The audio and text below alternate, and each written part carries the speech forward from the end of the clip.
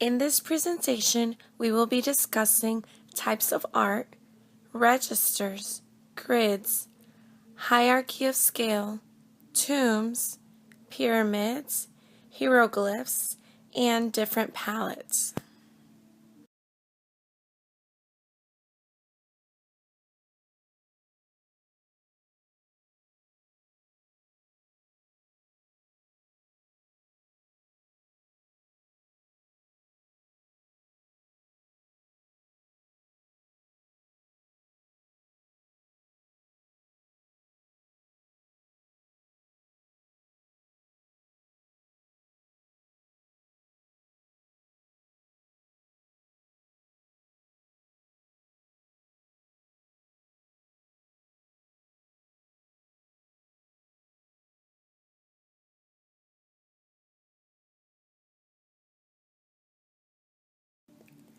Types of art. Sunk relief is artwork done mainly on the outside of the temples, and the images are cut into the stone like the pictures shown below. The picture to the left when compared to the right is now different. As you can see, the one to the left appears more three-dimensional.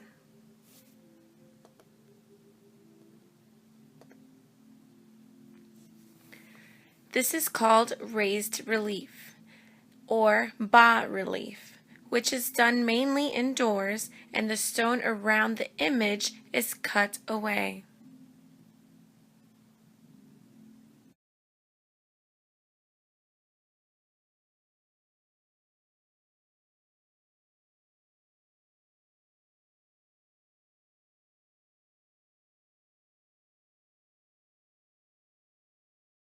Paintings were done on stone, plaster, pottery, and linen. Paintings were made to create a pleasant place for the deceased, themed with journeys of the afterlife.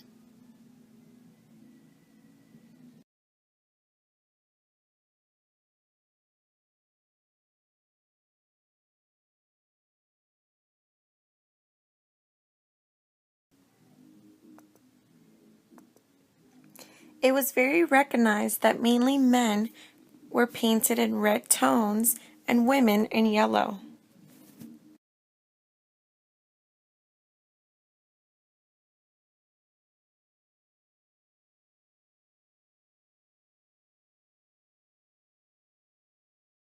Rather than exaggerating parts of the body, Egyptian artists chose to show each part from its clearest angle. To understand exactly what that means, let's take the body parts one by one. Suppose they want to make a painting or a wall carving of me. Well, starting with the chest, they'd want to show that front on to emphasize its characteristic V shape. But my face would be seen more clearly in profile, like so. And to make the image less complicated, they'd want me to be two-dimensional. But it doesn't stop there. Even though my chest is being shown front on, my arms can still be put together if it shows more clearly what they're doing. Showing the left hand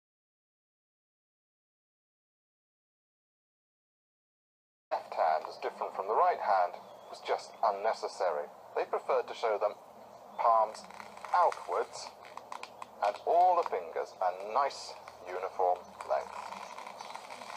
What's more, seen from straight on, legs and feet aren't very distinctive, so they'd be shown sideways too. Last but not least, my head. Because however clear my face might be in profile, my eyes would be seen from straight on. I think we can safely say that this is an unrealistic image of the body. In this next slide, I have a video that talks about two-dimensional Egyptian artwork.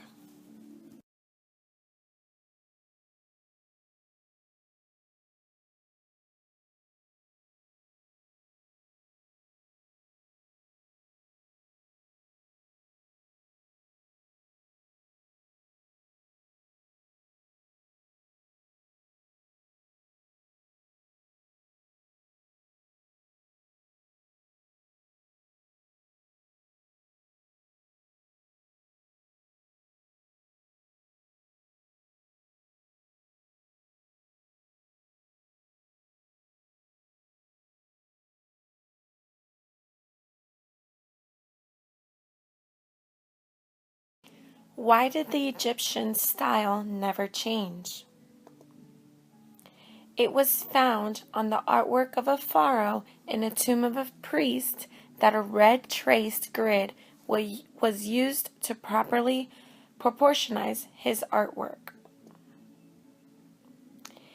That same grid was placed over many human images, and it was found that all figures were 19 squares tall, the feet were 2.5 squares long, and the pupils of the eye were 1 square of center line. This is why the style never changed after so many years. They had an obsession with consistency and order.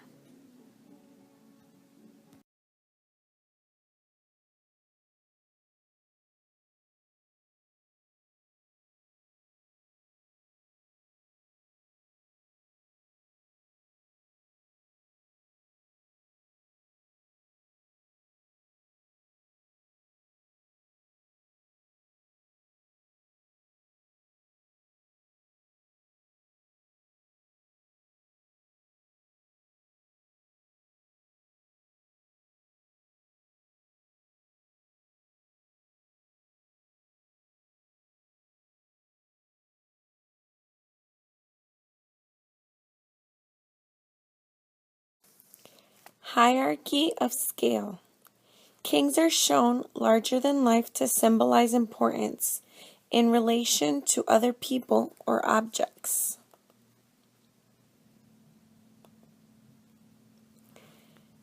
For example, like in the picture on the left, many figures were shown to express dominance by grabbing another by the hair and the other hand reaching to strike.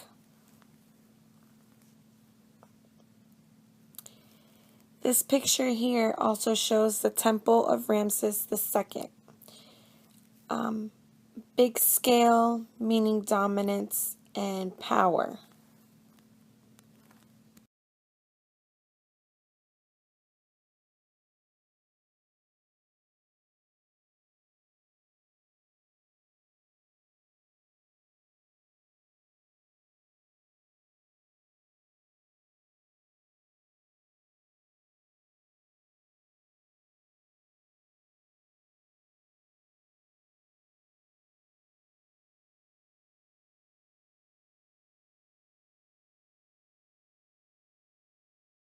Registers.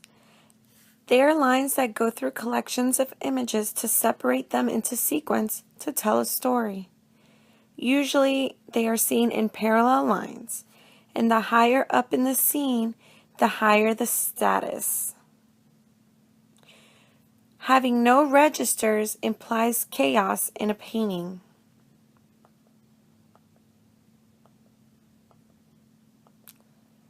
Like shown in this picture of a battle. There's no organization and no registers.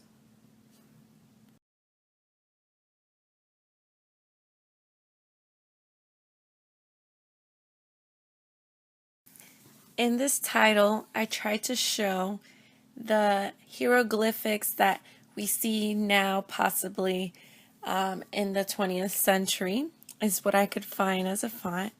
But I just wanted to express and show how it has similarities with the hieroglyphics that they used back in the day. They were symbols. They were described as tiny works of art, and they stand for phonetic sound or an object or concept. For example, verbs of motion are followed by a pair of walking legs, like in the picture to the left at the bottom. Names of men end with the image of a man, and names of gods end with the image of a seated god, and so forth. Names of women would also end with the image of a woman. And this is how they used the hieroglyphics.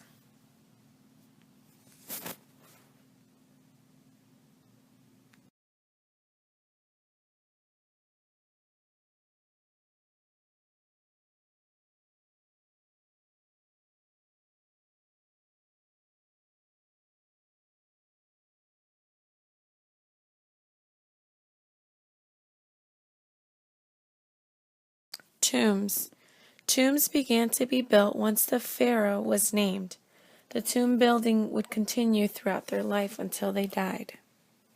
Some were big, others were small, depending how long they ruled as a pharaoh.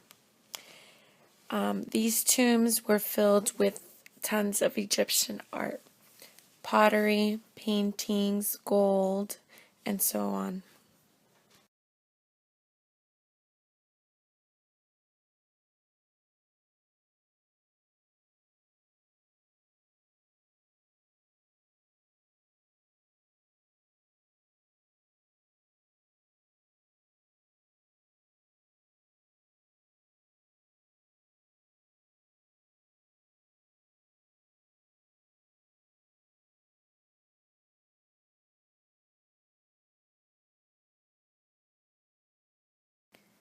Pyramids. The size, design, and structure really showed the level of skill these people had when it came to building these pyramids. They were built from the beginning of the Old Kingdom until the close of the 4th centuries. The pyramids were built to protect the pharaoh's body. It was believed that part of the soul stayed with the body, so they cared for the spirit. This included mummifying the body, and everything needed for afterlife was buried with them.